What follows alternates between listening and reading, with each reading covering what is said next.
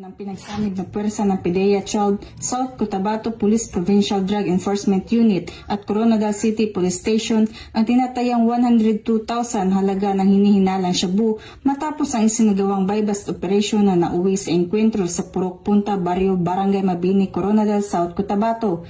Nito lamang Oktubre 1 taong kasalukuyan. Ayon sa ulat, naaresto sa operasyon ang suspect na si alias Dem, 30 anyos, residente ng Barangay Esperanza, Coronadal City. Samantala, nakatakas ang pangunahing target na si alias Rico na itinuturing na high-value target at ang kasamahan nito si alias Joe. Nakumpiska sa naturang operasyon ng 6 na piraso ng heat-sealed sachet ng hinihinalang shabu na may kabuang bigat na 15 gramo at may halagang 102,000, isang kalibre 45, isang granada, buy-bust money at iba pang non-drug item. Ang inventaryo at pagmamarka ng mga ebidensya ay isinagawa sa harap ng suspect, tinatawa ng media at barangay official bilang mandatory witnesses. Sa ngayon, nakapiit ang naarestong suspect habang inihahanda ang kaukulang kaso laban sa kanya. Mariing binigyan diin ng PNP at PDEA na magpapatuloy ang kanilang kampanya laban sa droga at walang ligtas na lugar para sa mga sindikato at pusher sa rehiyon. Nanawagan din ng kapulisan sa publiko na makipagtulungan at magsuplong ng impormasyon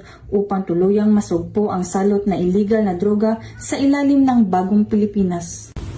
Mula dito sa Police Regional Office 12, ako ang iyong Police News Network Correspondent, Patrolwoman Jovelyn Dodoso, alagad ng batas taga-taguyod ng Balitang Pulis.